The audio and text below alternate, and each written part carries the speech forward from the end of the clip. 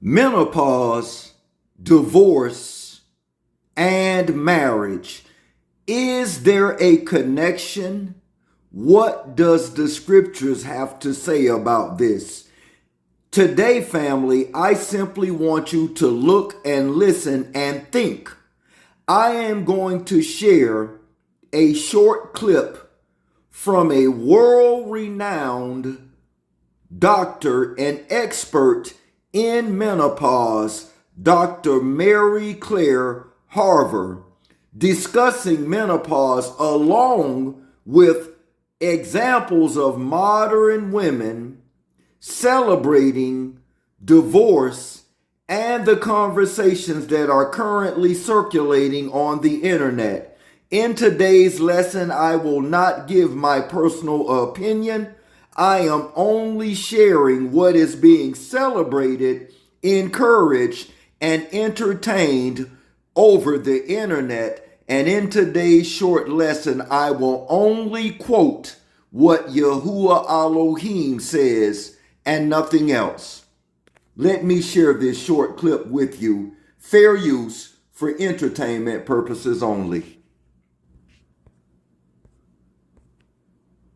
Menopause expert with more than 2 million Here we go. followers, helping countless women through their menopause experiences. Dr. Mary Claire Haver, renowned menopause expert with more than 2 million followers, helping countless women through their menopause experiences. Suffering is not. So there's brain fog, changes in your sexual function, weight gain. But here's the scary things. And the study, it's probably contributing to divorce rates, maybe in a good way. You know, at this time, one of the positive things I see about menopause is that women are cutting the things in their life that don't make sense anymore. They're not putting up with, as a society, we tend to take on everyone's burden and, take on the emotional labor in a lot of relationships, take on the organizational labor. And I see, because they're struggling so much with just staying afloat, they're able to just quickly say, no, I'm not doing this anymore. You need to pick up whichever relationship they're in. You need to pick up your end of the bargain here. I can't do all of the organizational labor, the emotional labor. And I have a patient who's a divorce attorney, and she said, I really think a significant percentage of this divorce is menopause. Did you hear that, family? This is a world-renowned expert in the area, and her patient, who is a divorce attorney and woman, states that they think that menopause is primarily contributing towards modern day divorces. I have a host of thumbnails and clips that I will share with you a little later in this lesson. But let me read a few passages of scriptures first before I do. Let us go back to the beginning of Bereshit, or Genesis, chapter 2, and let us pick this up at around verse 18. Listen. And YAHUWAH Elohim said, it is not good or tov that man should be alone. I will make him a helpmeet for him. And out of the ground YAHUWAH Elohim formed every beast of the field and every fowl of the air, and brought them unto Adam to see what he would call them. And whatsoever Adam called every living creature, that was the name thereof. And Adam, or Adam, gave names to all cattle, to the fowl of the air, and to every beast of the field. But for Adam there was not found a helpmeet for him. Pay attention. The ending of verse 20 says there was not found a what, family? A helpmeet for Adam. Verse 21. And YAHUWAH Elohim caused a deep sleep to fall upon Adam, and he slept, and took one of his ribs, and closed up the flesh thereof. And the rib which YAHUWAH Elohim had taken from man, he made a woman and brought her unto the man. And Adam said, this is now bone of my bone and flesh of my flesh. She shall be called woman, because she was taken out of man. Therefore shall a man leave his father and his mother, and cleave unto his wife, and they two shall be one flesh. So the whole purpose and duty of Yahuwah Elohim creating a woman, a wife, a Isha, a Gune, was to be a help unto her husband. Book of Bereshit, or Genesis, chapter 3, verse 8. And they heard the voice of Yahuwah Elohim walking in the garden in the cool of day, and Ahadam said to his Isha, his wife, his Gune, and hid themselves from the presence of Yahuwah Elohim amongst the trees of the garden. And Yahuwah Elohim called unto Ahadam Adam, and said unto him, where art thou? And he said, I heard thy voice in the garden, and I was afraid, because I was naked, and hid myself. And he said, who told thee that thou was naked? Hast thou eaten of the tree whereof I commanded thee that thou shouldest not eat? And the man said, the woman whom thou gavest to be with me, she gave of me the tree, and I did eat. And Yahuwah Elohim said unto the woman, what is this that thou hast done? And the woman said, the serpent beguiled me. And Yahuwah Elohim said unto the serpent, because thou hast done this, thou art cursed above all cattle, and above every beast of the field. Upon thy belly shalt thou go, and thou shalt eat dust all the days of thy life. And I will put enmity between thee and the woman, and between thy seed and her seed. And it shall bruise thy head, and thou shalt bruise his heel. If you have not watched my lesson, the son of perdition and the Ophite kingdom, please do so. There will be part 2 to that lesson coming later on in the week. Let's continue. Unto the woman, he said, I will greatly multiply thy sorrow and thy conception. In sorrow thou shalt bring forth children, and thy desire shall be to thy husband, and he shall rule over thee. So a wife, a woman's desire and design, she was solely created for the purpose of helping her husband. And her desire, her will, her want was whatever her husband wanted in righteousness. Verse 17, and Adam said, and unto Adam he said, because thou hast hearkened unto the voice of thy Isha, thy wife, thy Gune, and have eaten of the tree which I commanded thee, saying, thou shouldest not eat, cursed is the ground for thy sake. In sorrow thou shalt eat it all the days of thy life. Thorns and thistles shall it bring forth to thee, and thou shalt eat the herb of it. In the sweat of thy face shalt thou eat bread till thou return unto the ground, for out of it thou wast taken, for dust thou art, and dust shalt thou return. 1 Corinthians chapter 11, verse 1.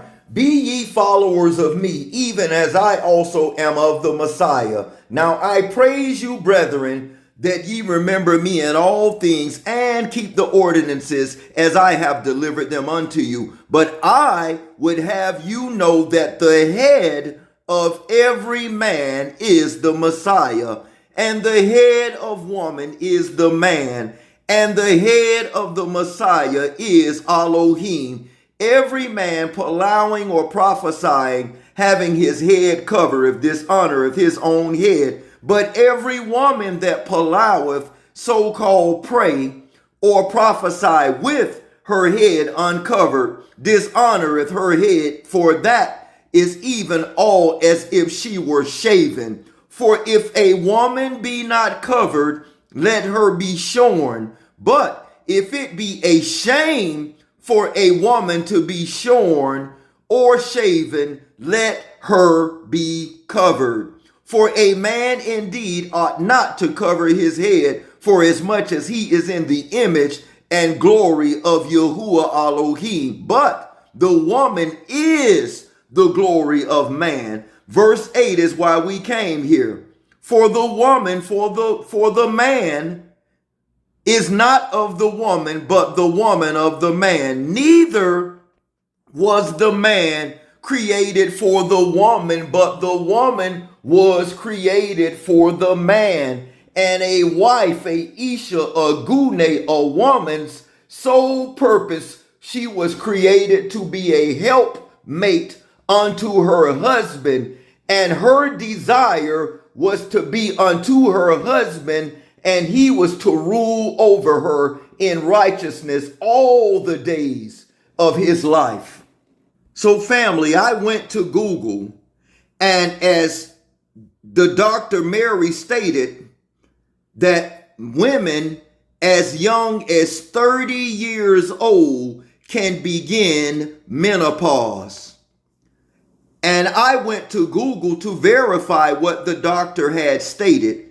And Google said, yes, it is true that a 30-year-old woman has lost about 88 to 90% of her original egg supply, leaving her with roughly only 10 to 12% of her eggs remaining. So the reproductive life of a woman is very short, especially when they become of age legally at 18. And then by the time she's 30 years old, or young, should I say, the average woman has already used up over 90% of her egg supply, leaving only 10% of her egg supply left when she's 30 years old. And when she passes the last egg through her monthly cycle, when that last egg passes,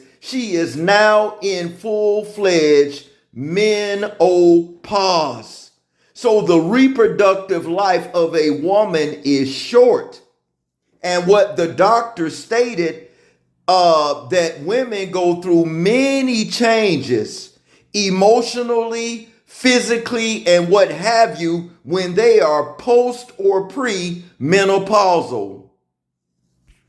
And as stated on the internet, the matrix or the birth canal goes through many profound changes during post or pre-menopause.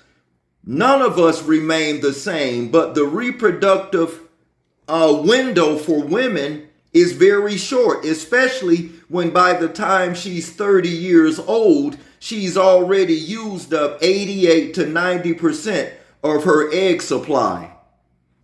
And this is another photo of the matrix or the birth canal before menopause and after menopause. And this takes place and begins with women on average as early as 30 years old. So after they go through these many profound physical and psychological changes, this is when many begin to break away from their marriages, and they are not as interested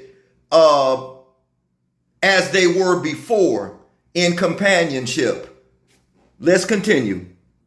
Let us go to the book of Psalms or Telahim, chapter 128. Book of Psalms or Telahim 128. And let us look at verse 3. Thy wife, thy Isha, thy Gune shall be as a fruitful vine by the sides of thine house. thy children like olive plants round about thy table. But as we've already covered, and as the doctor stated, the reproductive window for women is very short. In the scriptures, in the book of Proverbs, chapter 5, let's look at verse 18. Then I have some other thumbnails that I'm going to share with you. Verse 18, let thy fountain be Barak or Baruch, and rejoice with the wife of thy youth. Let thy fountains be Barak or Baruch. So after menopause, they go through many profound changes. You see? Let's continue. Let her be as a loving hind and a pleasant roe. Let her, you see it there, satisfy thee at all times, and be thou ravished always with her in love. And why wilt thou, my son, be ravished with a strange woman and embrace the bosom of a stranger? See, the truth of the matter is, the modern marriage licenses were invented or created by the Gentiles, the Church of England, over 1,100 years after the New Testament was written and completed. According to the Bible, all marriages took place always in the bedroom through sacred energy exchange. Book of Matthew or Yahu, chapter 25, verse 1. Then shall the kingdom of Shamaim or heaven be likened unto 10 virgins which took their lamp and went forth to meet the bridegroom. Notice there are 10 women, but there is one man invited to the wedding ceremony, and all women that were invited to the ceremony are virgins. Isaiah 62 verse 5.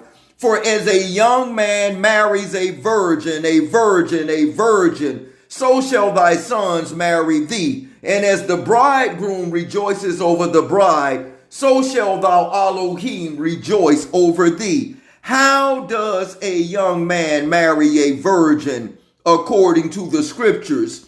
Through sacred energy exchange. Book of Devarim or Deuteronomy chapter 22 verse 13. If a man take a wife, a Isha, a Gune, a woman, and go in unto her, meaning have physical relations with her, sacred energy exchange, and give occasions of speech against her, and bring up an evil name upon her, and say, when I took this woman and I came to her, I found that she was not a virgin or maid. Then shall the father of the damsel and her mother take and bring forth the tokens of the damsel's virginity unto the elders of the city in the gate. And the damsel's father shall say unto the elders, I gave my daughter unto this man to wife, and he hath hated her. And lo, he hath given occasions of speech against her, saying, I found not thy daughter a virgin. Yet these are the tokens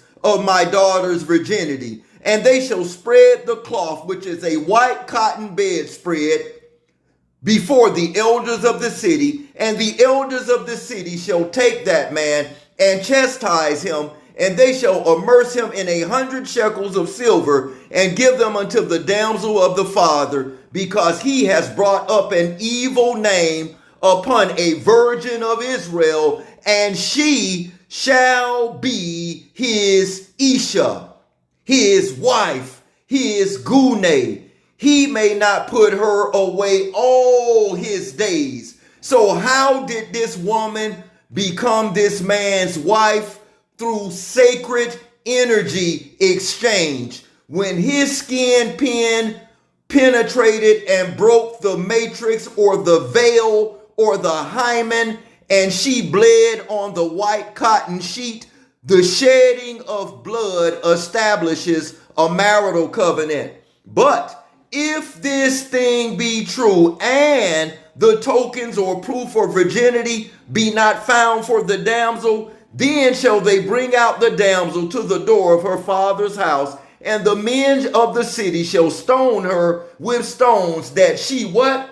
Unalive, because she have wrought folly in Yisrael to play the 304 in her father's house. So shalt thou put away evil from among you. So the truth of the matter is, biblical marriage, family, has always been physical relations with a consenting adult female virgin and her father's permission.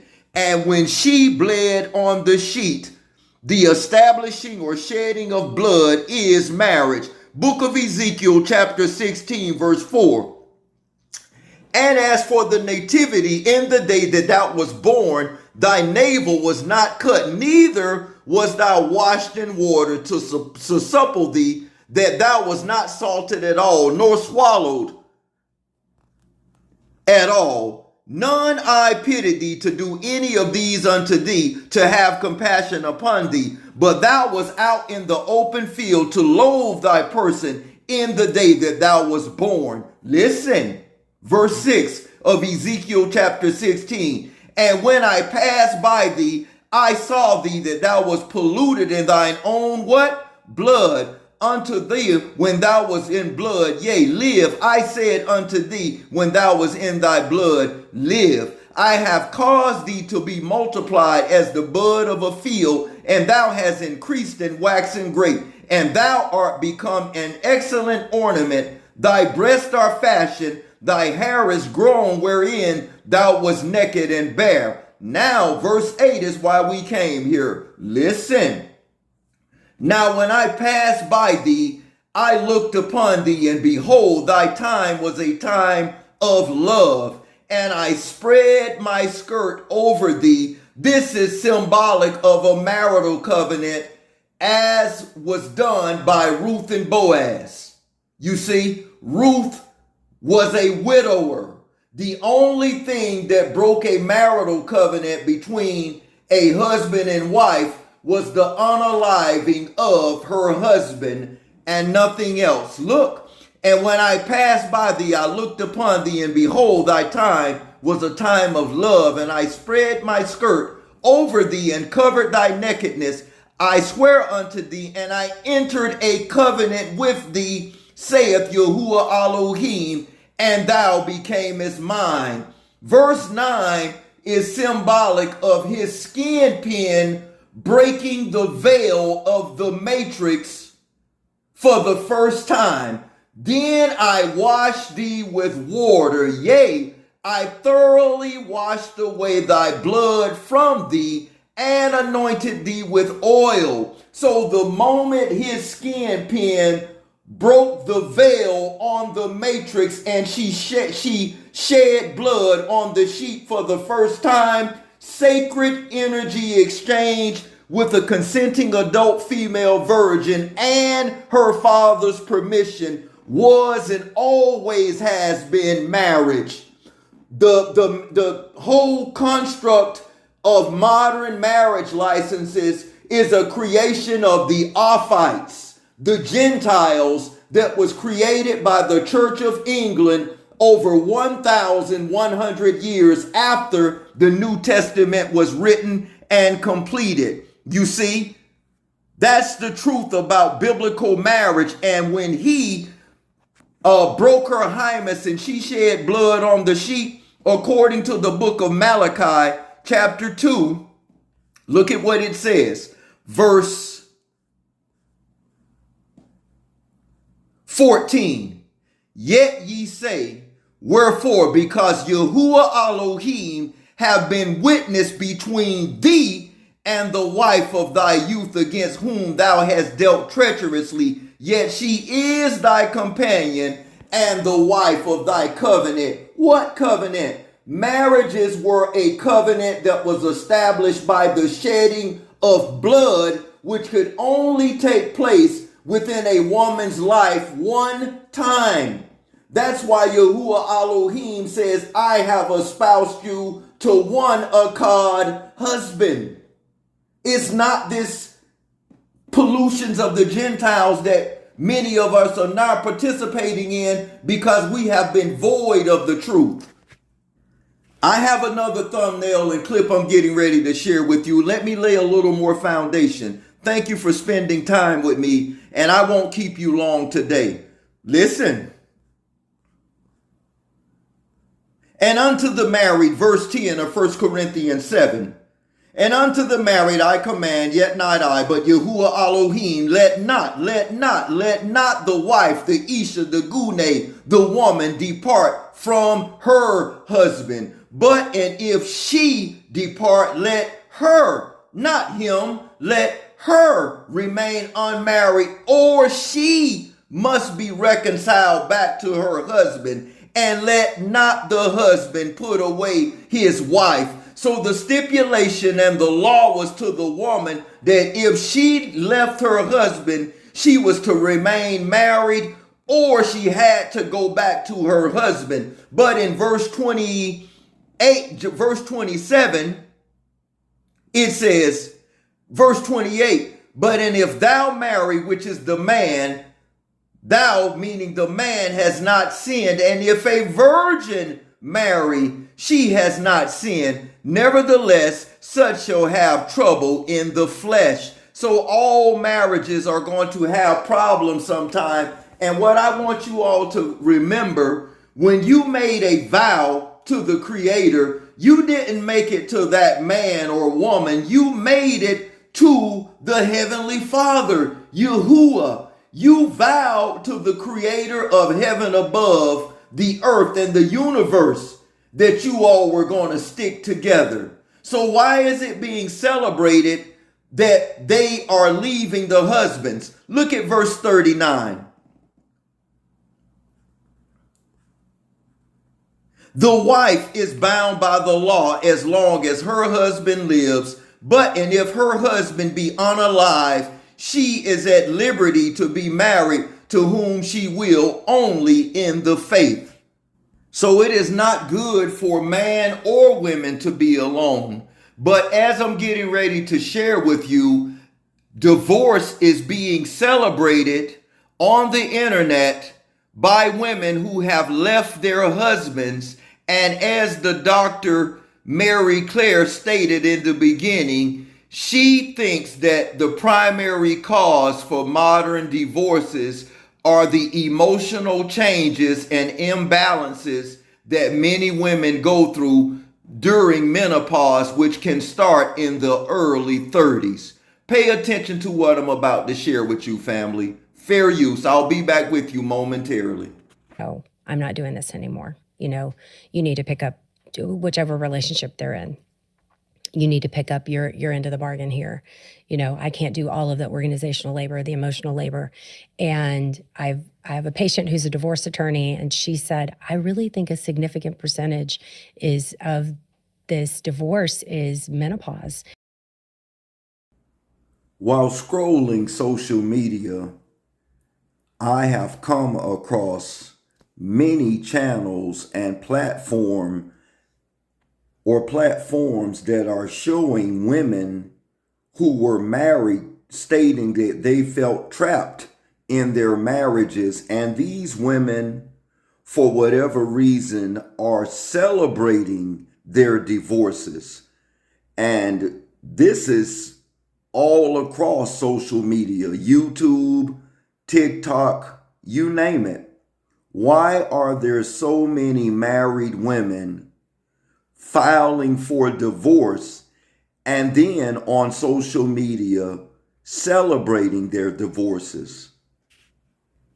I mean, there is countless videos, and a lot of these videos are going viral.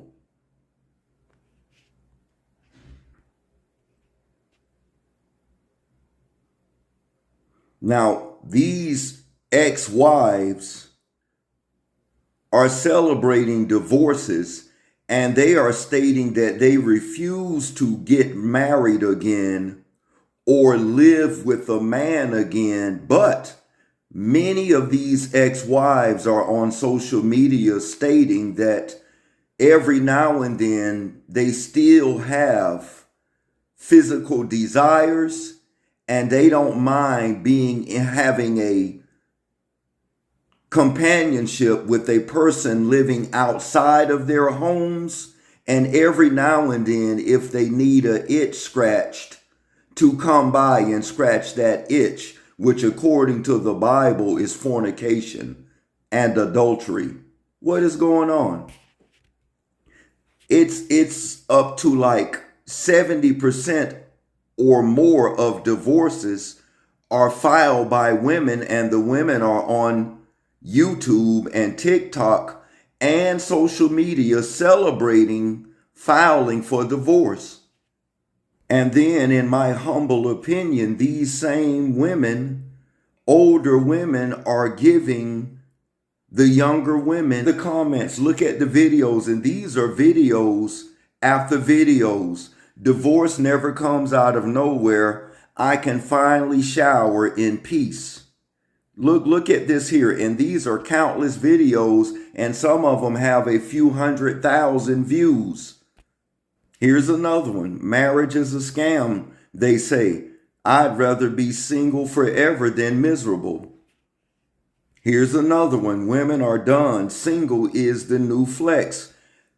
Divorced women are celebrating divorcing their husband, but to me, the convoluted thing is that they are out here giving, in my humble opinion, younger women who have never been married. Is the saying true that misery loves company? Comment below, but please keep the comments respectful. Here's another, and there are countless videos. Marriage is a scam. Ex or divorced wives say, don't fall for the trap. You have divorced women who are in a broken marital covenant, and they are now out here telling the younger women who have not gotten married, don't do it. Another one, marriage is a trap. Why women don't want to get married anymore. These are women who were once married and are now divorced and are telling the younger women, don't do it. Here's another one, why I divorced him. Enough is enough. Women share why they are walking away from their marriages. Men and women both do wrong. Women are stating that they have suffered in their marriages, but what most women do not realize is men are sometimes often unhappy in the marriages as well, but most often men do not file for divorce. Over 70% of all divorces and separations are initiated by women. Here's another one.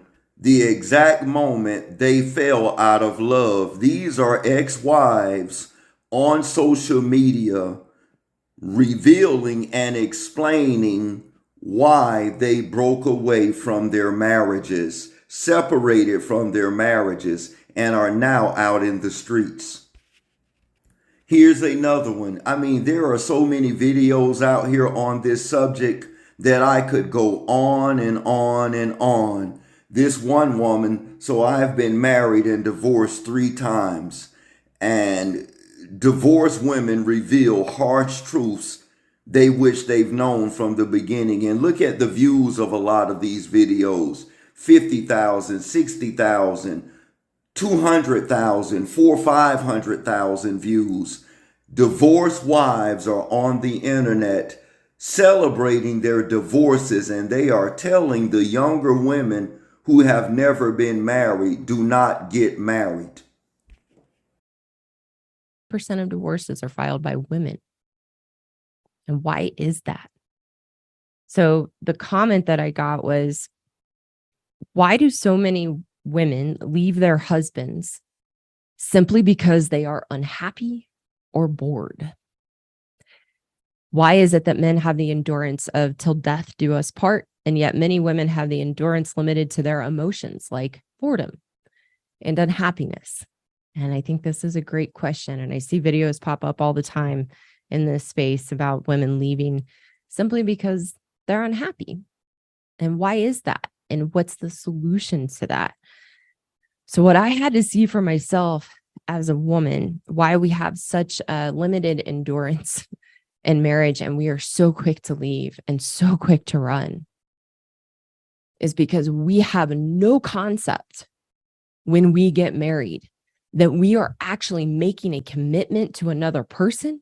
We're making a commitment to ourselves, that our vows actually mean something. And that when we get married, we have responsibilities and roles to make it work.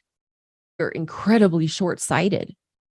And all we think about in getting married is the wedding, the dress, and the party.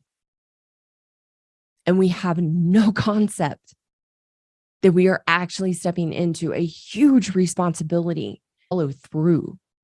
And women will be the first to argue, my husband broke his vows. My husband does not follow his vows. He's the one that's not committed.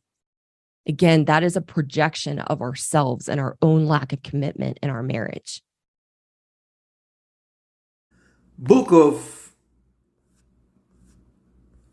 Family, I really want your humble opinion. Please keep your comments respectful. And I want to hear from the men, but to be honest, on this particular lesson, I would really love to respectfully hear from the women. And if you would, please come from a biblical standpoint of view. Can you, beautiful daughters of Zion, teach us men from a biblical perspective how to be more loving? We men need you as much as you need us. Book of Romans chapter 7 verse 2. For the woman which have an husband is bound by the law to her husband as long as he lives. And if her husband be unalived, she is loose from the law of her husband.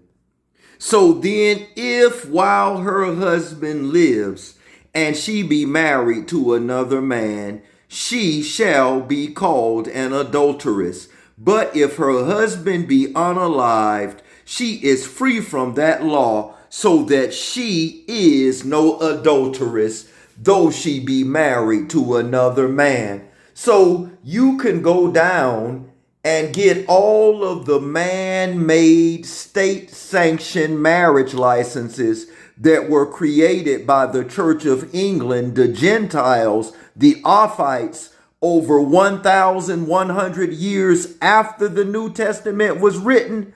But in the eyes of YAHUWAH Elohim, if the man still has breath in his body, you shall be called an adulteress, though you be married to another man, because you made a vow to the Creator YAHUWAH Elohim. And it states, what YAHUWAH Elohim has put together, let no man put asunder, which would include a judge, family members, a job, or adult children.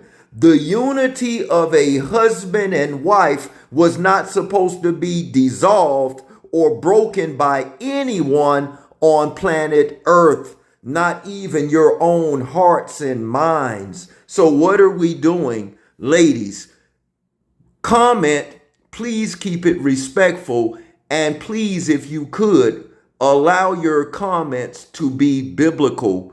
How can we as men better love you all? And what can you all do as women to better love us as men, so we could stop all of this covenant breaking? Just make it make sense to me.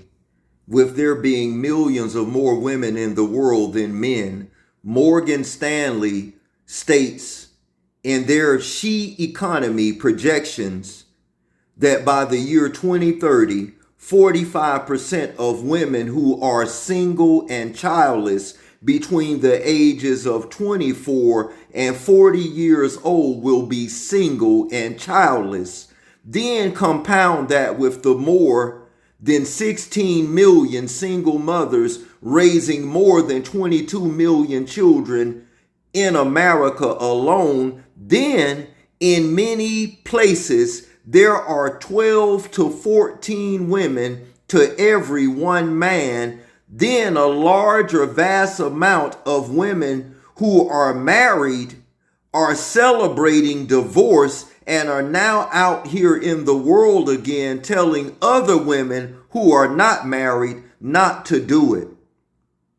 Comment below. Please keep your comments respectful. I would like to hear from men, but in this lesson, I would love respectfully to hear from you ladies. What is going on? Does the world not fear the Creator Yahuwah Elohim anymore? I would like to respectfully know your thoughts and opinions on this. My, how quickly time goes by. Let me keep my word and not keep you long. I love you, and this topic here is near and dear to my heart, and I would humbly love to hear from you ladies and let me know your thoughts and opinions on this. The question I want to leave you with, family, is not which side you are on. Enough with this finger pointing. Men need women and women need men. What I actually want to ask you is, with the evidence that is being shown and what the scripture says, can you respectfully, or can we respectfully deal with this subject and topic without bashing each other and without attacking one another? Let's search for the truth ourselves, use wisdom, and remember the Creator's original design. Genesis 2:18, it is not good for a man or a woman to be alone. Much love. Like, share, and subscribe. There is so much more to come. Much respect to all humanity. Until next time, have a wonderful yom or day. Much love and respect, family. Shalom.